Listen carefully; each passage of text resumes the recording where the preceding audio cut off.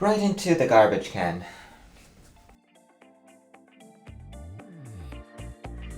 Hello, and welcome back to Tucking It Up. My name is Tuck, and I like playing around with makeup.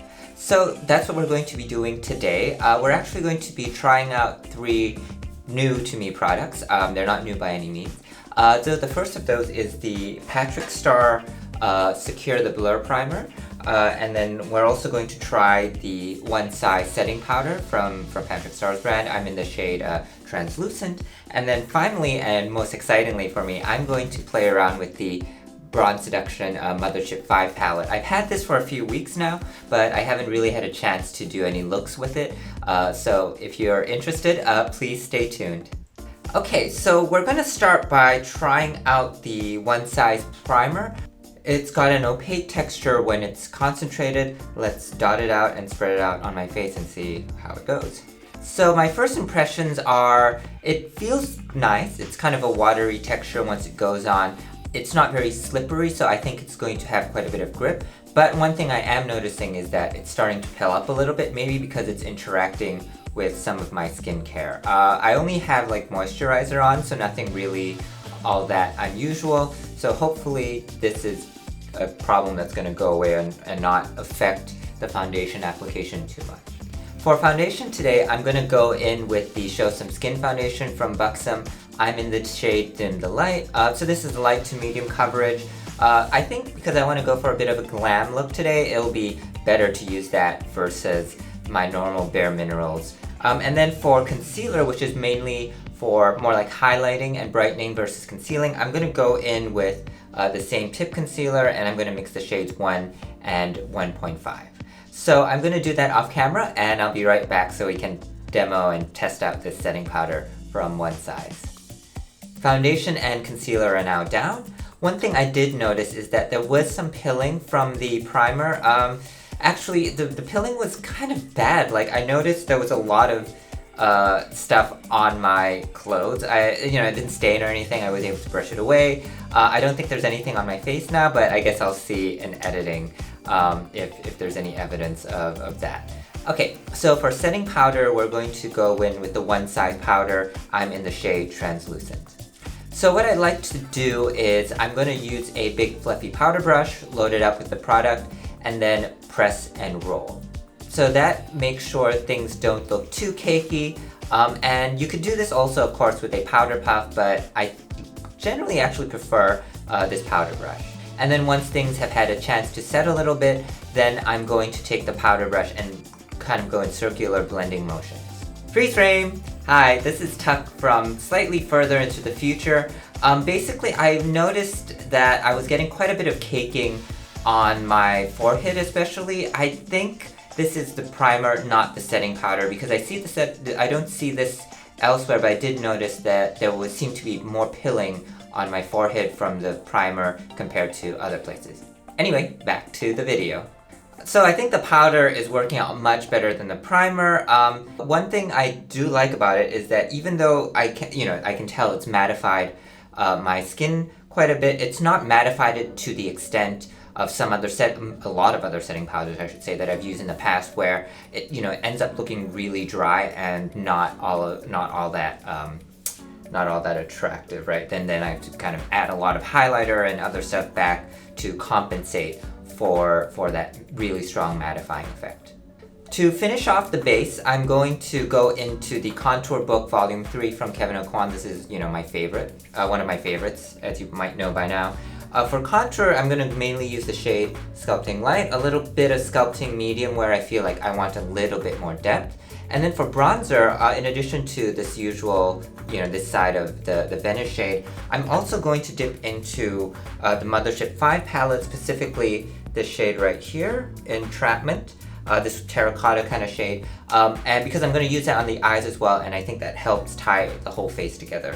For blusher, just going to go into this middle section of the Venice shade from the Kevyn Aucoin contour book. And then for highlighter, I'm going to use mainly Beam, a little bit of Flash, and also, again, just to help tie the whole face together a little bit more, Skin Show Divine Glow, this sort of champagne-y shade from Mothership V. So let me do that off camera and I will be right back. So now I have my contour, highlighter, all of that down. I quite like this look. Kind of going for a more like, I think a little bit more like tanned sort of approach. And then just to make sure everything is blended and that there are no harsh lines, I don't see any, but you never know. I'm gonna take my big fluffy powder brush and just swirl it over everything. And then to set, we're going to spritz with some setting spray. And now, let me zoom you in for the eyes. Let's start with the eyebrows. I'm not going to do anything too dramatic, a slight arch maybe. And I'm going to start by using my usual kohl pencil on an angle brush to put down a base. And then to warm everything up and tie the whole face together, again a little bit more, I'm going to go in with the shade, this dark warm brown here, Disobedient. Is it Disobedient? Yes, Disobedient, from the Bronze Seduction palette. Don't you just love these names, by the way? Like Entrapment, Disobedient, Guilty Pleasures, G-I-L-T-Y. I love puns, because I guess I love Drag Race. Well, no, they're not necessary. Well, they're not causative, they are correlated though. But anyway, love puns, love Drag Race, and so therefore I love shade names like this. So for today's eye look, I'm gonna do it a little bit subdued, I guess you could say, compared to my usual sort of, I like things big. So today's gonna be a little bit more subtle. Most of the eyeshadow actually is not going to be visible when I'm looking straight ahead like this. Instead, what I'm planning to do is I'll have kind of a somewhat graphic like triangular wing here, no swooping if I get my way, just kind of a straight triangle. And then most of and then instead of kind of following my socket line, which is right here, which is what I usually do, instead I'm going to kind of create a fake like socket line, which is going like this. So when I open my eyes, you won't see most of the shadow on my lid. It's only when I'm doing like seductive poses like this that it'll come out. That was not very seductive, but you get the idea. So to start sketching out that wing shape, I'm going to go in with Entrapment, this warm terracotta shade right here, on an angle brush.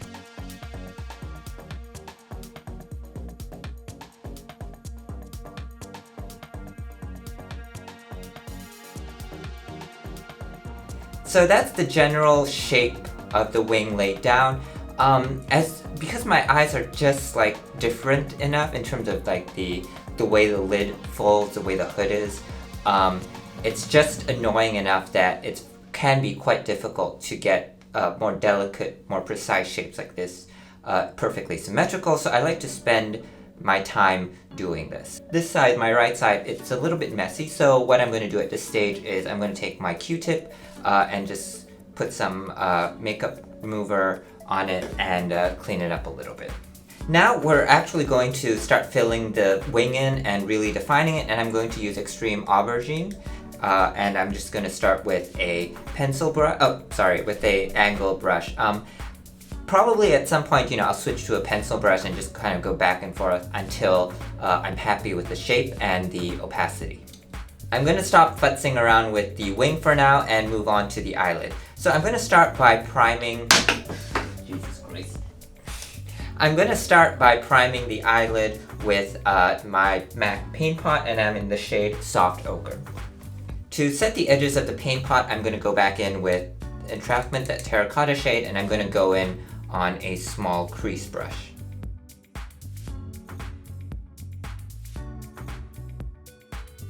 So now I'm going to go in and diffuse the edges of the wing a little bit, and I'm going to take a bigger pencil brush than I did before, take some Entrapment and just run it along the edge. Now for the lid, I'm going to go in with the shade mainly Blitz Flame, which is this lovely metallic like crimson here, and then for the inner corner, or kind of the inner third of the eye, I'm going to go in with VR Fire Opal, which is this, it's got a gold base, but it's a duochrome, so it's got a green to teal shift.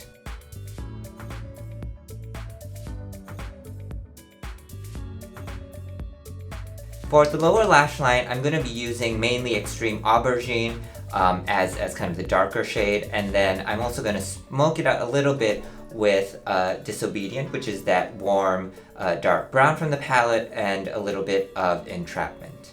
To finish off, I'm going to diffuse the edges of that my fake lid, fake crease a little bit. And I'm just going to, what should I do? Let's just go back in with this bigger pencil brush, and I'm going to take a little bit of Entrapment, the warm terracotta shade, and just kind of go along the edges. And then probably I'll really buff everything out with this Wayne Goss number 20. It's all about detail work today, I suppose. I'm going to tight line off camera now, and I'm going to use the shade Burnt Sienna, which is kind of a burgundy liner from NYX. Okay, I'm back. So I tight line, like I said, and of course I couldn't help myself, so I played around and tried to refine the shape and the intensity of the wing just a little bit more. I don't know if you even noticed, but I think it made a difference. Anyway, okay, so to do my lips today, I'm going to first line with Whipped Caviar from NYX. It's very close to my lip color, and my idea here is that even though the actual lipstick shade I'm going to be using is Molten Bronze, it's sort of this bronzy shade from Maybelline, as this lipstick wears off, and as the lip gloss that I'm going to use wears off, my sort of natural lip color will start coming through. And then for gloss, I'm going to use the Bronze Temptation gloss from Pat McGrath. Alright, so I guess this look is, I'm going to call it complete. Let me give you a quick tour as usual.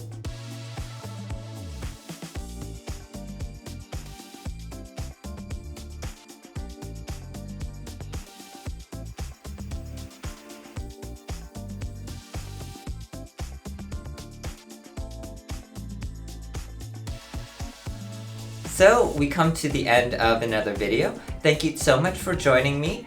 One of the things I'm really glad about making these videos is that in addition to having an excuse to break out all of these products that I've purchased, it also forces me, I find, to try new things. So I don't want to just present the same look or the same kind of shape every video. Just in different colors or something, which I think that's a little boring for me. And so when I'm making these videos, often I try to do something that maybe I haven't done very much or haven't done before. Even though it can be frustrating at times, it's all part of growth. And I think, if nothing else, this exercise, making these videos, is forcing me to get more comfortable with growth, with occasionally failure, because there have been a number of videos where, or a number of sessions that I've recorded, a number of looks that I just hated at the end. I thought during the process, oh, this is going to be perfect, it looks great, and then I look at the footage later, and I'm like, this is not good. And I think that's okay, right? It's good to learn about my own limitations and grow from them, because my husband was, he's a creative person, and he was telling me that most of the time when you do something creative, it's not going to be quote-unquote a success. But even if it's not successful in many ways, and this is true in all aspects of life, you almost learn, you learn more from your quote-unquote failures, or from your just things that don't turn out the way you want them to, than you do from successes. So anyway, long story short, I think, this is not perfect. I'm not going to sit here and claim it is. I'm quite happy though with the final result. So yeah, if you like content like this, please be sure to like, subscribe, leave a comment. I love hearing from you. And until next time, bye!